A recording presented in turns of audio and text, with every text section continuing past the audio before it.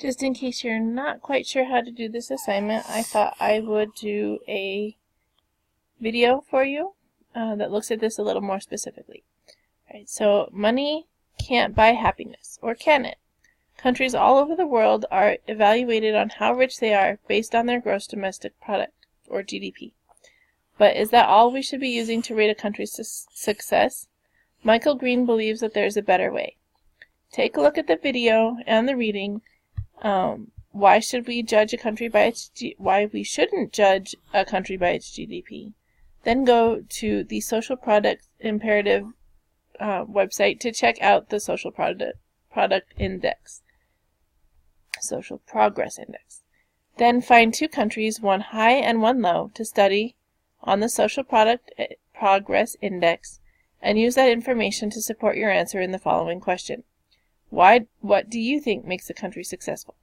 So here's his video kind of explaining where this SPI came from.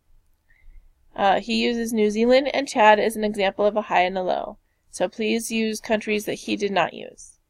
My example is Azerbaijan, which ranked 76th in social progress. So this might be an example of what you would write. Azerbaijan ranked 76th in social progress. It does really well with nutrition and healthcare, but needs work on improving its water. I think a country is successful when... So remember in your post to write a well-written answer with support from the video, article, or the SPI tool. Your post will be worth 50 points, so be sure to put effort into it. It should have at least 5 sentences and 1 exemplar quote from the video or reading. Then respond to 2 people to receive full credit. You will receive 25 points for each of those 2 people. Be sure to include quotes and support in your responses. Again, put 25 points worth of effort into your response. Just saying I agree or I like what you said will not be sufficient. Each reply should be at least 3 sentences. I will change that in a minute. Alright, so looking at the social progress tool, or maybe we should take a peek at the article real quick. Not too long. It gives a list of where the countries rank, and then a scatter plot.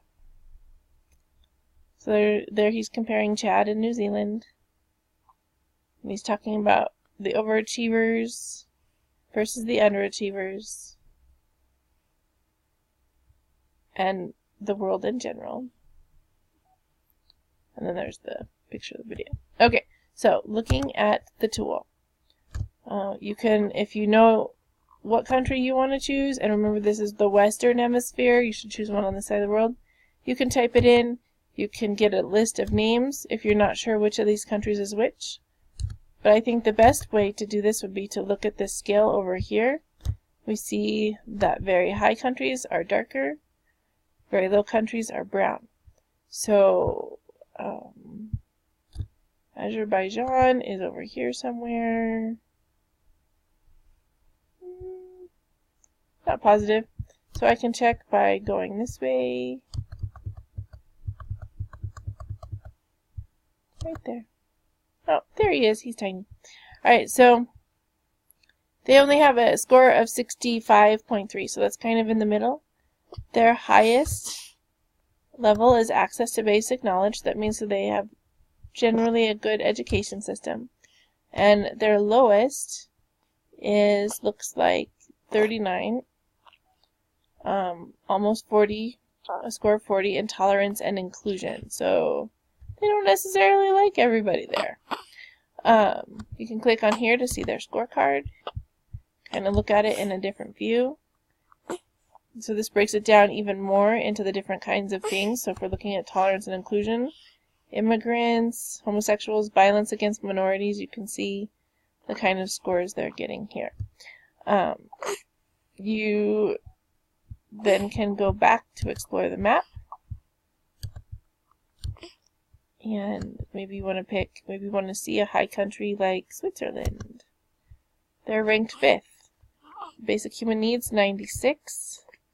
Their lowest being a 74.5 in access to advanced education. So that's going to be like college. And let's pick a low country.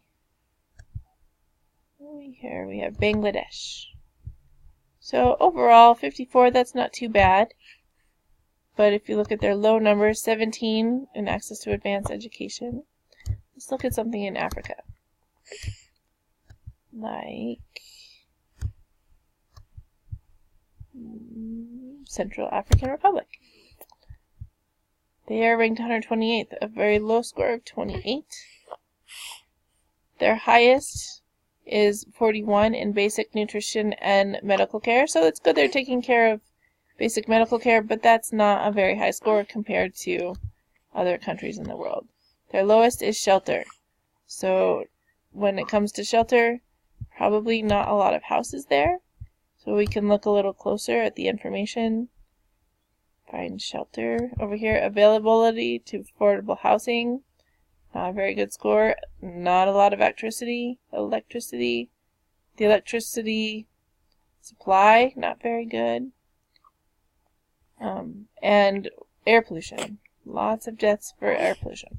So take a look at this tool, see what you can learn, then come back to the discussion. Use examples from that, so take notes and answer the question, what do you think makes a country successful? Alright, if you have any questions on that, please be sure to let me know.